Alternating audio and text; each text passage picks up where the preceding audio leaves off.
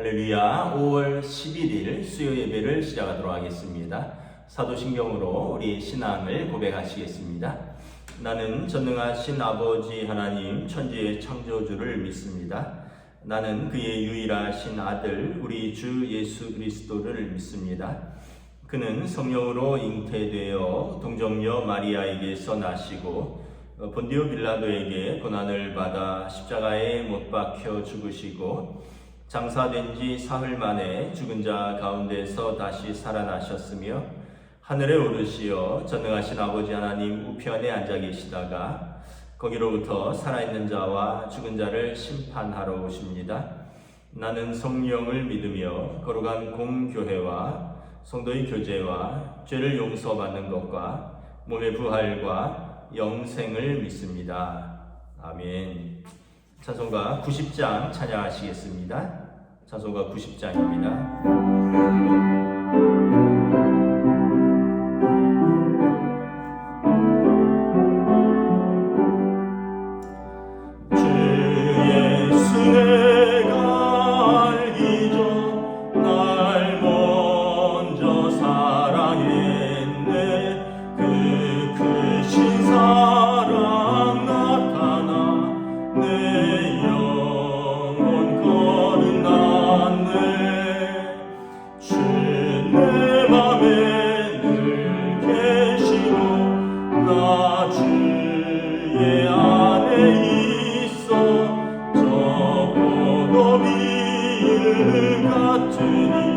참 좋은 나의 친구, 내 친구 되신 예수님 날 구원하시려고 그 귀한 몸을 버리사 내 죄를 대속했네. 나 주님을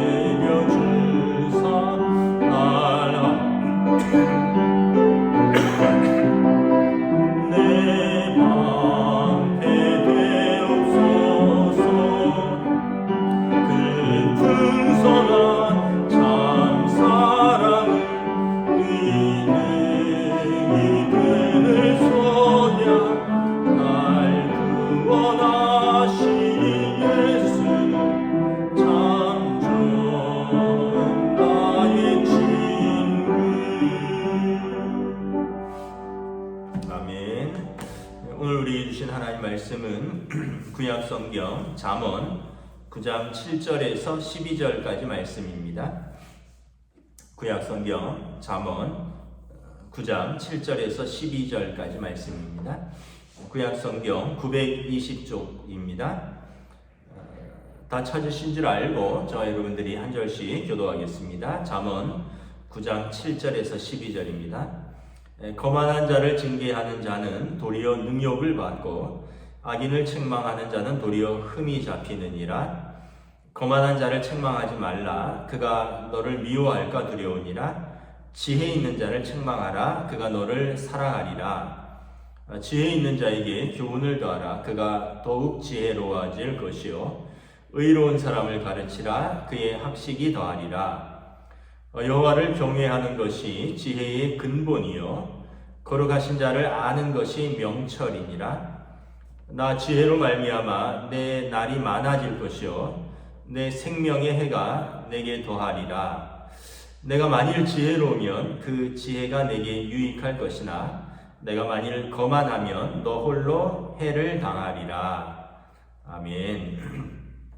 할렐루야. 오늘 또 수요 예배 자리에 또 말씀과 공동체의 기도의 자리에 나오신 여러분들을 주님의 이름으로 환영하고 축복합니다. 오늘 말씀은 우리가 살면서 누군가를 권면할 때도 있고요, 또 누군가의 권면을 받을 때도 있습니다. 여러분 또 다른 사람의 권면이 비록 쓰지만 또 이것이 올바른 권면이라면 기쁘게 잘 받아들이는 사람이 있고요. 이것을 전혀 못 받아들이는 사람이 있습니다. 그래서 권면을 하면 이게 기쁘게 받는 사람이 있고 권면하면 기분 나빠하고 오히려 화내고 그러면서 관계만 깨어지기 때문에 차라리 권면하지 않는 편이 낫겠다 하는 사람도 있죠. 그런 경우를 오늘 본문에서 설명하고 있습니다. 여러분 먼저 권면하기를 피해야 할 사람이 어떤 사람입니까? 우리 7절부터 8절 중반까지 다시 한번 읽겠습니다. 거만한 자를 징계하는 자는 도리어 능력을 받고 악인을 책망하는 자는 도리어 흠이 잡히느니라.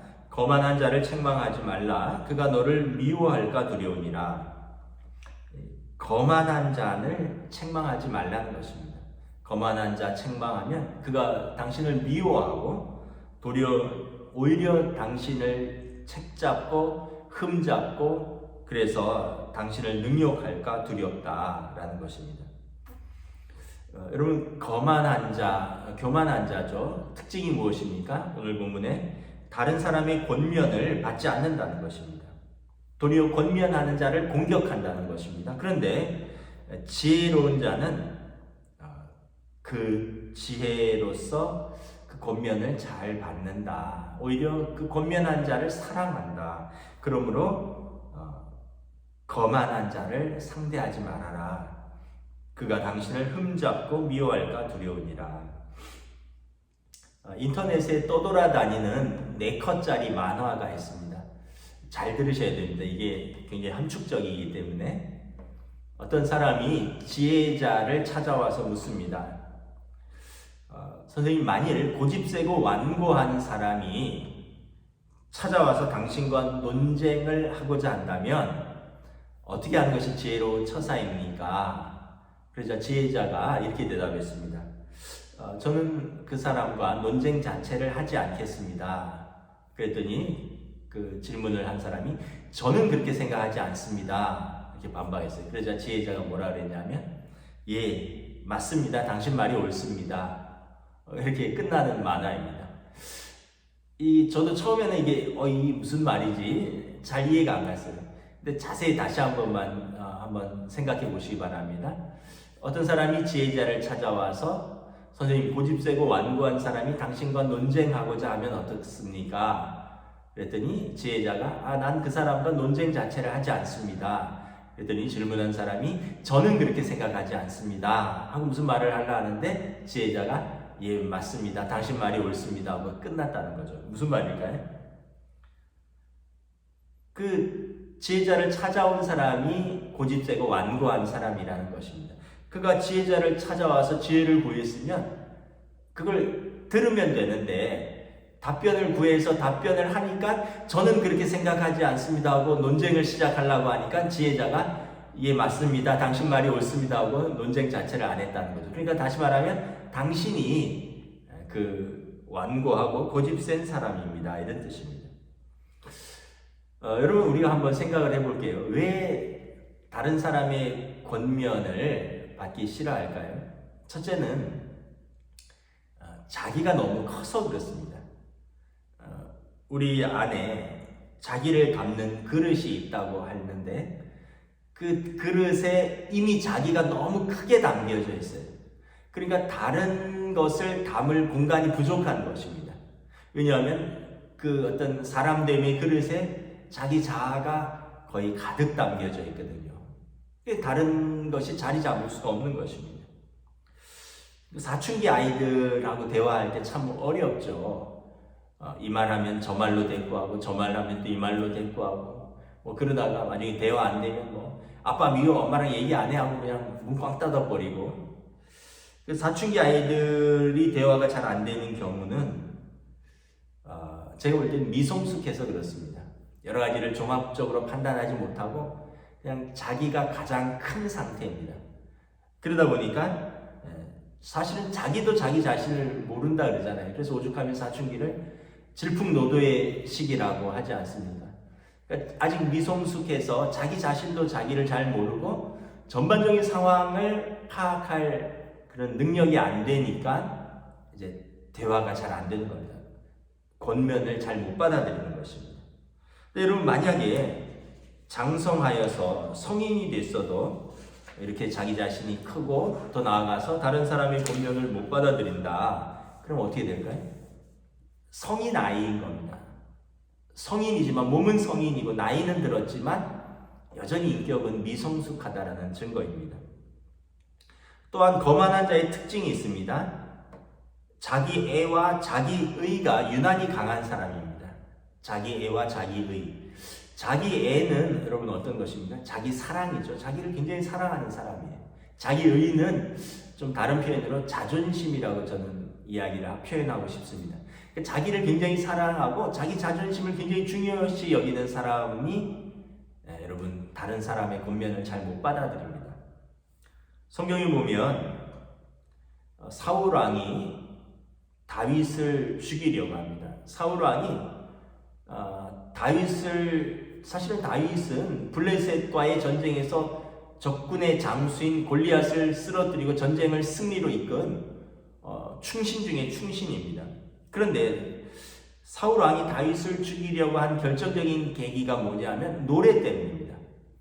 시장에서 백성들이 아이들이 이런 노래를 부르는 거예요. 사울이 죽인 자는 천천히요, 다윗이 죽인 자는 만만이로다.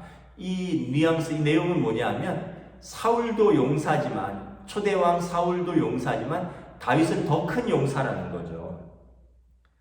그러니까 다윗이 왕보다 더 인기가 높고 다윗이 왕보다 더 큰 장수라는 그런 사람들의 어떤 시선, 이런 소문을 못 견디는 겁니다. 결국 누구보다도 충성스러운 신하이자 또 사실은 사위죠. 딸 미갈의 남편입니다. 자기 사위를 시기하고 질투해서 제거하려고 하는 것입니다. 이렇게 여러분 자기 애와 자기 의가 강한 사람하고 같이 있으면 상당히 피곤합니다. 모든 걸 자기 중심으로 생각하고요. 모든 걸 자기가 결정하려고 합니다. 그래서 그걸 잘 못 따라오면 화를 내고 뭐 그렇습니다. 그래서 여러분 막 화 잘 내는 사람은 좀 자기 중심적인 사람입니다. 자기 애와 자기 의가 강한 거예요. 왜냐하면 다른 여지를 별로 용납하지 않기 때문에 그게 화가 나는 것입니다. 그러면 여러분 어떻습니까? 점점 주변의 사람들이 떠나갑니다. 사울을 보세요. 사울은 처음에는 사무엘이 사울을 세웠습니다. 또 다윗과 같은 장수가 있었습니다. 뭐 많은 그 인재들을 데리고 이제 나라를 시작을 했습니다. 그런데 점점 사람들이 사울의 곁을 떠나갑니다. 사무엘이 먼저 떠나갑니다. 사무엘은 사사죠. 이스라엘의 마지막 사사요 선지자로서 사울에게 기름을 부어서 왕으로 세운 영적인 멘토입니다. 근데 사울 왕이 자꾸 불순종하니까 여러 가지 핑계 대면서 자꾸 불순종하고 제사장의 고난을 월권하니까 사무엘이 사울을 떠납니다. 나중에는 다윗도 사울을 떠나갑니다. 왜냐하면 다윗은 사울의 오해를 받아서 생명의 위협을 받으니까 자기 자신이 살려고 하니까 다윗이 사울을 떠날 수밖에 없는 것이죠. 나아가서 사울 주위에 있던 많은 사람들, 거기 군인도 있고 정치가도 있고 지혜자도 있고 많은 사람들이 사울을 떠나서 어디로 옵니까? 사울을 피해서 도망다니는 다윗에게로 옵니다. 성경에 보면 다윗이 아둘람 굴에 피신해 있을 때 사울 옆에서 억울함을 당한 사람들, 모함을 받은 사람들, 그래서 생명의 위협을 느낀 사람들, 많은 장수들, 지혜자들, 책략가들, 정치인들이 떠나서 사울에게로 돌아옵니다. 이런 사람들이 무려 300명이 넘었다라고 성경은 기록하고 있습니다. 그래서 아둘람 공동체가 탄생하는데 이 아둘람 공동체는 이후에 그림자 내각이 되는 거죠. 다윗 왕이 왕권을 잡았을 때 이 사람들이 사울 왕 정부를 대체할 내각을 그대로 구성합니다. 그때 군대 장관이 되고, 그때 제사장이 되고, 그때의 책사가 되고, 원래는 다 사울의 사람이었는데 사울이 그릇이 처음에는 사울도 그렇진 않았는데 점점 자기가 커지고 자기 사랑이 커지고 또 자기 자존심이 중요하고 그래서 다른 신하들을 품을 수 있는 그 역량이 안 되는 거예요. 그런데 결국은 하나님마저도 그를 떠났습니다. 사무엘에게 사울이 하나님께서 말씀하시죠. 내가 그를 패하겠노라. 가서 이새의 아들에게 기름을 부으라. 그래서 하나님도 사울을 패하십니다. 결국 사람이 다 떠나고 하나님도 떠나고 사울은 어떻게 보면 외로이 왕 노릇하다가 전쟁에서 전사하게 되는 것이죠. 결국 이렇게 돌아보면 이렇게 자기 애와 자기 사랑이죠. 자기의, 자기 자존심이 강한 사람들, 그래서 자기 주장이 강하고 다른 사람들의 의견을 잘 못 받아들이면 다른 사람들과 원만한 관계를 이룰 수가 없습니다. 나아가서 다른 사람들의 진심 어린 권면을 받아들일 수가 없는 것입니다. 그러면 그 결과는 어떻습니까? 성장하고 성숙하고 발전할 기회를 잃는 것입니다. 그럼 여러분, 어떤 사람이 권면을 기쁘게 받아들이는 사람입니까? 8절 하반절에 보면 지혜 있는 자를 책망하라. 그가 너를 사랑하리라. 거만한 자를 책망하지 말고 지혜 있는 자를 책망하라는 것입니다. 그러면 그 권면을 기쁘게 받을 뿐만 아니라 그를 더 사랑한다라는 것입니다. 나를 아끼고 나를 사랑해서 이런 권면을 주는구나 하고 기쁘게 받을 뿐만 아니라 이 권면한 사람을 사랑한다는 것입니다. 그래서 지혜로운 사람은 다른 사람의 쓴소리를 들을 때는 쓰지만 받아들여서 자신의 발전과 성장의 기회로 삼습니다. 그래서 지혜로운 사람은 겸손한 사람입니다. 자기 그릇 때문에, 자기의 성품의 그릇 때문에, 자기 인간됨의 그릇 때문에 자기도 있지만 자기가 없으면 또 안 되죠. 자기가 있어요. 그러나 다른 공간도 넉넉해서 다른 의견이나 다른 사람들의 좋은 권면을 이렇게 담을 수 있는 그릇이 있는 겁니다. 여러분, 그릇이 아무리 커도 그릇을 뒤집어 놓는다거나 그릇 안이 꽉 차 놓으면 담을 수가 없잖아요. 그런데 그 그릇 안에 자기도 있지만 넉넉한 공간이 있는 겁니다. 그래서 성경은 예수님이 뭐라 그랬습니까? 마음이 가난한 자가 복이 있다. 이런 사람이 겸손한 자고요. 마음이 가난한 자입니다. 마음이 가난한 자, teachable spirit을 가진 것입니다. 배울 수 있는 영성, 배울 수 있는 정신을 가진 사람입니다. 이 사람이 마음이 가난한 자입니다. 이 사람은 복이 있죠. 왜냐하면 하나님의 말씀도 받고, 그러니까 천국이 그의 것이고 다른 사람들의 권면도 기쁘게 받고, 그러니까 더 발전하고 성숙하는 것입니다. 요즘 새벽기도 본문이 고린도 전서이죠. 고린도 교회에 쓴 사도 바울의 편지입니다. 근데 고린도서를 우리가 이렇게 읽고 있는데 편지에 좀 아주 책망이 날카롭게 나옵니다. 너희가 그리스도의 몸으로 하나 되어야 되는데 왜 분쟁하느냐? 왜 너희가 이렇게 나뉘었느냐? 막 책망합니다. 그리스도가 나뉘었느냐? 내가 너희를 위해서 죽었느냐? 아볼로가 너희를 위해서 죽었느냐? 그리스도께서 너희를 위해서 죽으신 것 아니냐? 교회는 한 몸인데 왜 자꾸 다투냐? 분쟁하냐?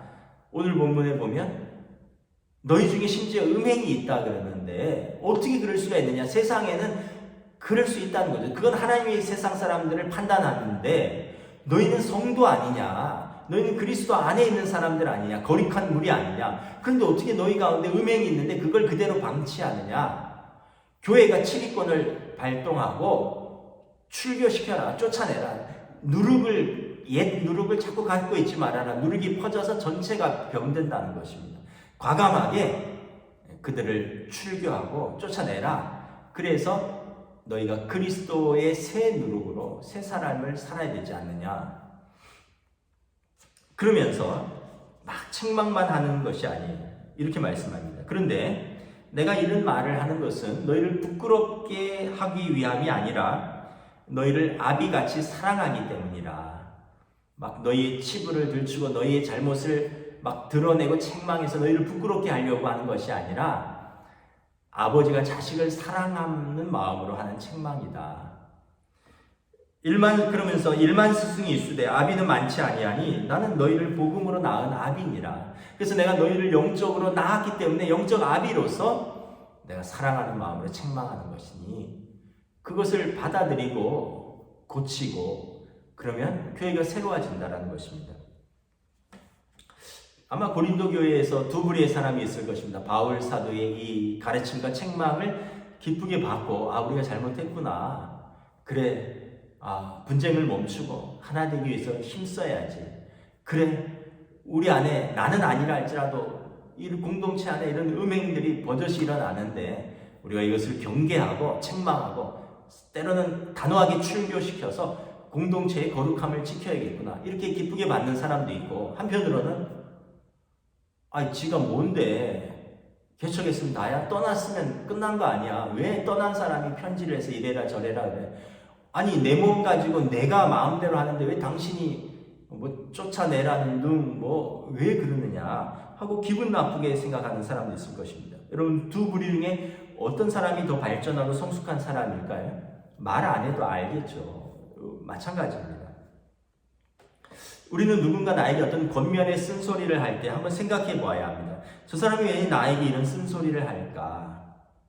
나를 지적해서 자기가 옳은 걸 증명하고 그래서 날 기분 나쁘게 하기 위함인가? 아니면 정말 나를 아끼고 사랑해서 나에게 진심 어린 고언을 통해서 그래서 내가 고침을 받고 수정하고 그래서 더 나은 사람이 되기를 바라서 하는 권면인가? 한번 생각해 보셔야 돼요.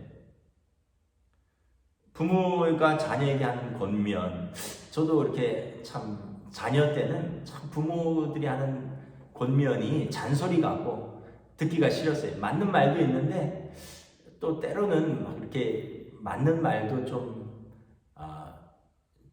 죄송한 표현이지만 좀 듣는 사람들을 힘들게 하면서 맞는 말을 하셔요. 그러니까 오죽했으면 부모님들이 자녀를 교육할 때, 훈계할 때 교육적으로, 인격적으로, 신앙적으로 지혜롭게 잘 못할 때가 있어요. 그래서 오죽했으면 이런 말이 있지 않습니까?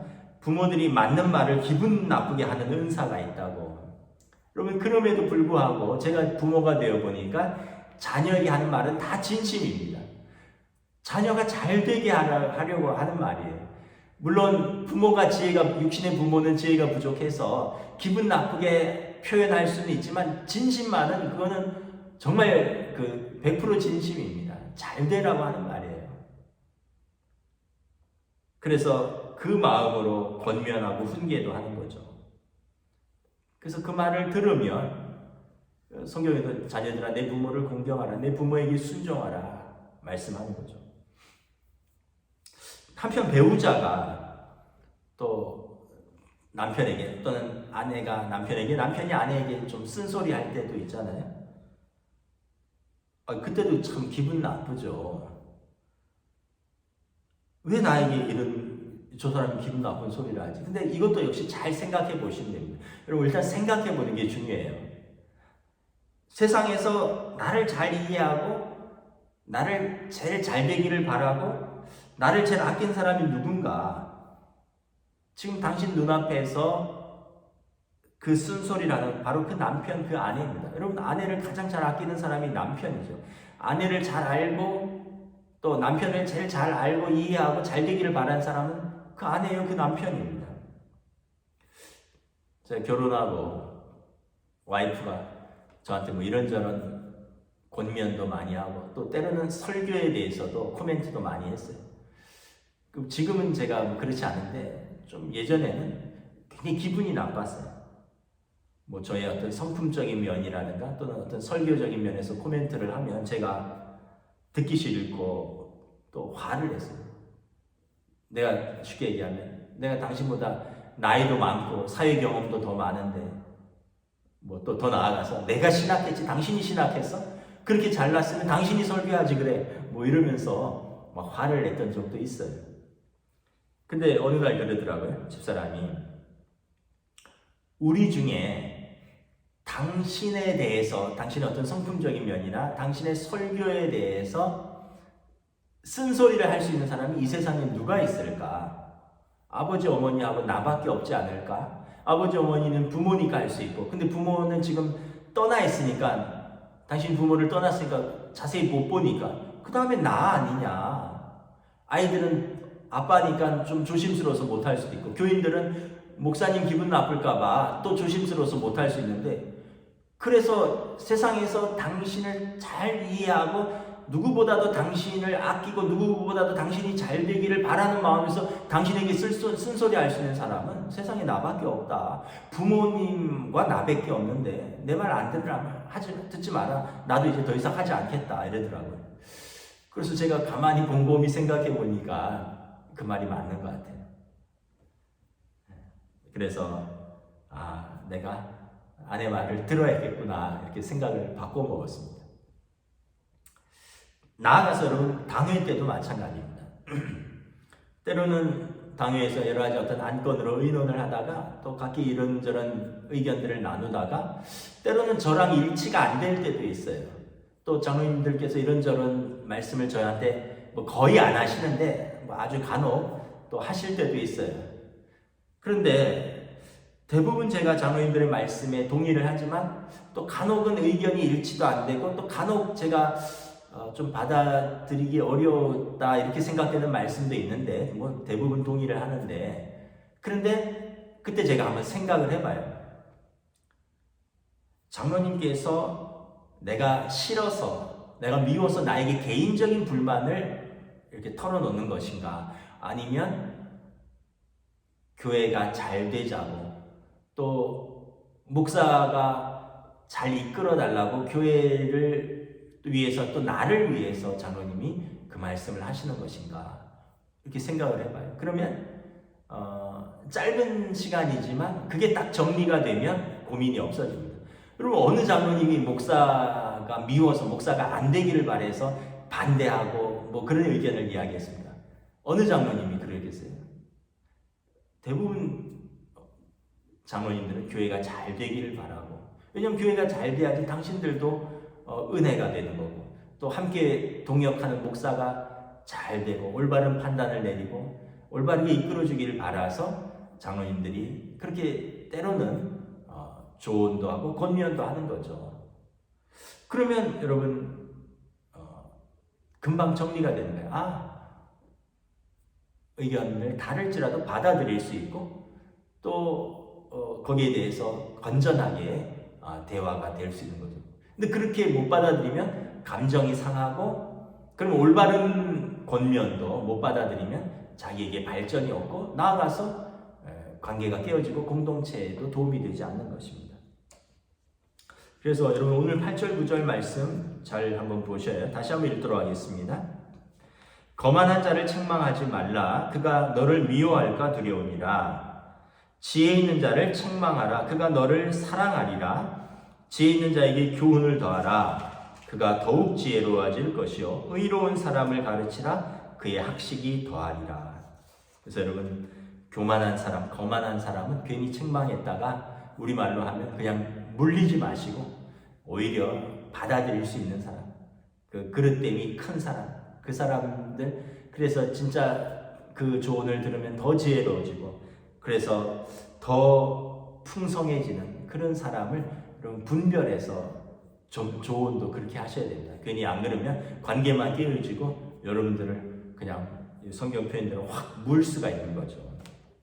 여러분, 무엇보다 가장 지혜로운 사람은 누구이냐면 하나님의 권면을 기쁘게 받는 사람입니다. 10절 공독하겠습니다. 여호와를 경외하는 것이 지혜의 근본이요 거룩하신 자를 아는 것이 명철이니라. 여호와를 경외한다는 것의 의미는 무엇입니까? 하나님을 하나님으로 대접한다는 의미입니다. 그러면 어떻게 돼요? 하나님의 말씀에 귀를 기울이고 하나님의 말씀에 반응을 하게 됩니다. 하나님의 말씀에 순종하는 것입니다. 여러분, 누군가를 존중한다면 그 사람 말하는데 귀 기울이겠죠. 그리고 그 사람 말에 리액션, 반응이 있겠죠. 그리고 그분을 존경한다면 그분의 말에 긍정적으로 반응할 것이죠. 이게 순종인 것이죠. 여러분, 육신의 아버지도 우리를 아끼시기에 존중하는데 하물며 하나님 아버지께서 우리를 아끼시지 않겠느냐라는 것입니다. 하물며 하나님 아버지께서 우리에게 가장 좋은 것으로 말씀하시지 않겠느냐라는 것입니다. 마태복음 7장에 보면 나쁜 아버지도 자기 자식에게는 좋은 걸 줄 줄 안다 그러잖아요. 누가 자기 자식이 떡을 달라는데 돌을 주며 생선을 달라는데 뱀을 주겠느냐? 하물며 나쁜 아버지도 자기 자식에게는 좋은 것을 줄 줄 아는데 하물며 하늘 아버지께서 너희들에게 가장 좋은 것을 주시지 않겠느냐? 하나님 말씀이 여러분 우리에게 해가 될 게 뭐가 있겠습니까? 하나님 말씀이 우리를 이롭게 하고 그 말씀을 지키는 자가 복된 것이죠. 신명기에 보면 여호와의 말씀, 여호와께서 내게 말씀을 주신 것은 너를 행복하게 하기 위함이 아니냐라는 것입니다. 그래서 여러분 하나님을 경외하는 자, 하나님 아버지를 존중히 여기는 자, 그 말씀에 순종하는 사람이 가장 지혜로운 사람이고 가장 명철한 사람입니다. 그래서 여러분 여호와를 경외하는 자가 받는 복이 무엇입니까? 11절, 12절 함께 읽겠습니다. 나 지혜로 말미암아 내 날이 많아질 것이요 내 생명의 해가 내게 더하리라. 내가 만일 지혜로우면 그 지혜가 내게 유익할 것이나 내가 만일 거만하면 너 홀로 해를 당하리라. 무슨 말씀입니까? 여러분 지혜로워서 지혜 그 자체이신 하나님 그리고 그 지혜를 우리에게 부어주신 하나님 말씀에 순종하는 사람은 내 날이 많아질 것이요 내 생명의 해가 내게 더하리라. 즉 영원한 생명을 얻는 것입니다. 이것이 믿음으로 사는 하나님의 백성이 약속받는 지혜의 복입니다. 그런데 만일 그가 거만하여서 하나님을 거절하고 하나님의 말씀에 불순종하면 그는 마지막 심판의 날에 홀로 해를 당할 것입니다. 말씀을 마치도록 하겠습니다. 사무엘상 2장 30절 말씀입니다. 이제 나 여호와가 말하노니 나를 존중히 여기는 자를 내가 존중히 여기고 나를 멸시하는 자를 내가 경멸하리라. 기도하겠습니다. 먼저 말씀을 붙들고 기도하겠습니다. 하나님께서 지혜 그 자체이십니다. 세상의 지혜가 아니라 하나님의 지혜를 사모하고 그리고 여러분 우리가 그 지혜의 권면을 기쁘게 듣는 사람이 되라 말씀하는 것입니다. 우리 함께 기도하겠습니다. 하나님 은혜를 감사합니다.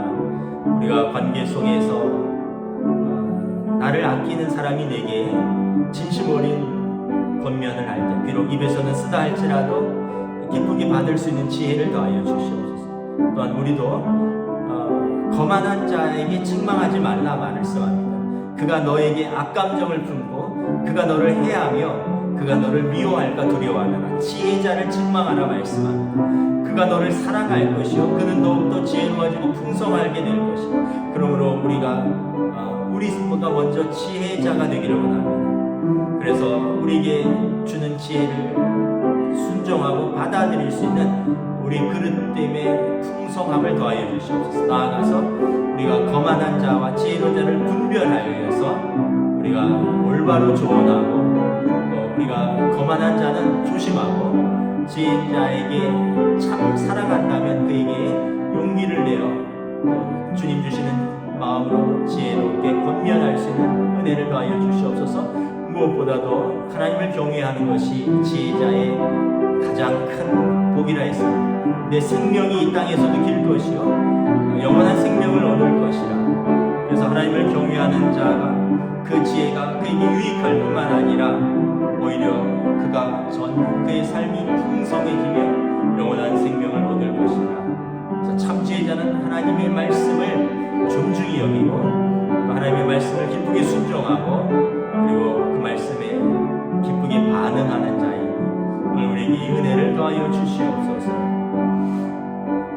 우리 함께 또 연로하신 성도들과 환우들을 위해서 기도하겠습니다.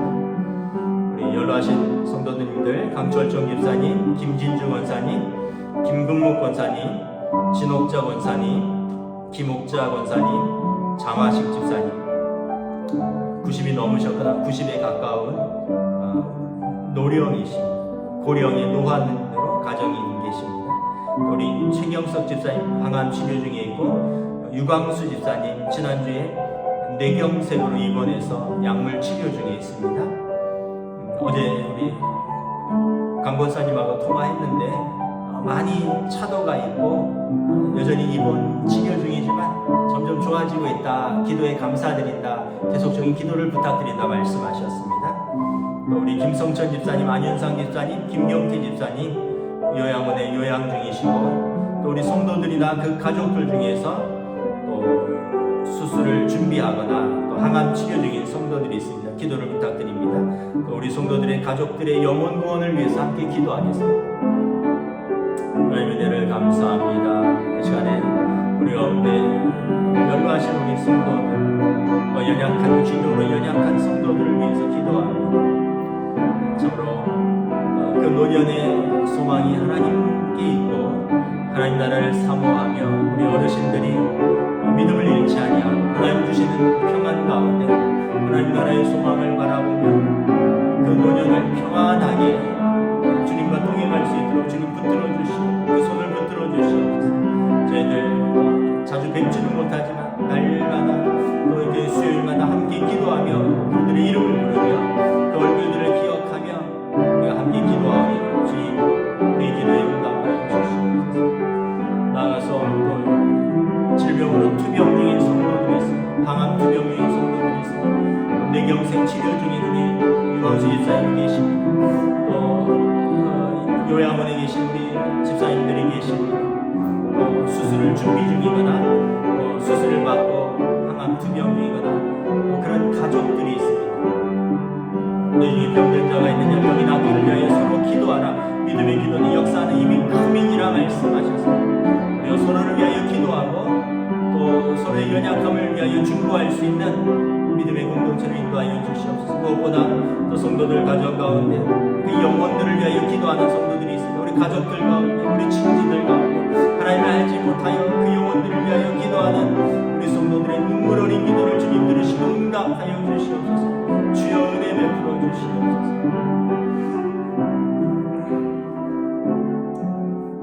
우리 마지막으로 우리 동원교회 공동체를 위해서 합심해서 기도하겠습니다. 코로나 시대 이제 코로나가 1급에서 2급 전염병으로 낮춰졌습니다. 그럼에도 불구하고 아직도 국민 대부분 절반 이상은 코로나에 걸리지 않았습니다. 또 우리 코로나로 인해서 건강을 지켜주시옵소서.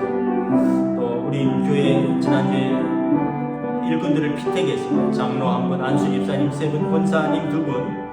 피택된 분들은 두려움과 떨림으로 감사와 겸손으로 섬길 수 있고 만드신 분들에게는 주님의 동일한 은혜와 위로로 함께하여 주시옵소서.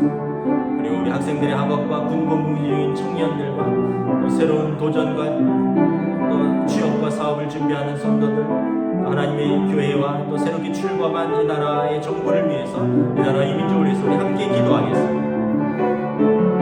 하나님의 은혜를 감사합니다. 이 시간 우리 교회 성도들 하나 한 분 한 분 또 우리 영아부, 유치부하고 학생부, 청년부, 일남성교회, 이남성교회, 삼남성교회, 우리 한나 여전대, 마리아, 에스더, 마르다 여전대, 어린아이부터 노인, 어르신에 이르기까지 한 분 한 분 각 가정을 주님 돌보아 주시옵소서. 건강을 지켜주시옵소서. 저들의 학업을 지켜주시옵소서. 저들의 가정과 일터를 지켜주시옵소서. 또한 하나님 교회를 또 섬기기 위해서 피택된 일꾼들을 충성스럽고 겸손함으로 주님의 몸된 교회를 섬길 수 있도록 그래야 주님의 교회가 더욱더 풍성하고 흥왕하여 갈 수 있도록 인도하여 주시옵소서. 또한 새 정부가 출범했습니다. 하나님 은혜를 주셔서 여러 가지 어려운 상황 가운데서도 나라와 민족을 잘 섬기는 국민을 섬기는 새 정부가 될 수 있도록 주여 은혜 베풀어 주시옵소서. 주님의 은혜를 감사합니다. 오늘 참으로 우리가 지혜자가 되어서 우리에게 지혜롭게 권면하는 분들의 권면을 기쁘게 받을 수 있고 무엇보다 여호와를 경외하여서 하나님의 말씀을 우리가 듣고 경청하고 반응하고 또 여기에 순종할 수 있는 지혜를 더하여 주시옵소서. 그래서 우리 삶이 더 풍성해지고 더 은혜로워지고 하나님 보시기에 기뻐하는 지혜자의 삶이 될 수 있도록 저희들을 인도하여 주시옵소서. 많은 정보와 또 여러 가지 혼란스러운 이 시대에 우리가 참 지혜자이신 하나님을 경외하고 또 진리의 말씀인 하나님의 말씀을 붙들고 우리의 원칙을 세워서 하나님 앞에서 믿음으로 살아가는 지혜로운 주의 백성들로 인도하여 주시옵소서. 감사를 드리오며 우리 주 예수 그리스도의 이름으로 기도드리옵나이다. 아멘. 이제는 우리 주 예수 그리스도의 은혜와 하나님 아버지의 사랑하심과 성령님의 역사하심, 교통하심, 교제하심, 인도하심이 참 지혜이신 하나님을 경외하며 우리 삶에 우리도 주님 주시는 지혜로 믿음으로 살기를 원하는 사랑하는 우리 모든 성도들 위해 지금으로부터 영원토록 함께 계시기를 간절히 축원하옵나이다. 아멘.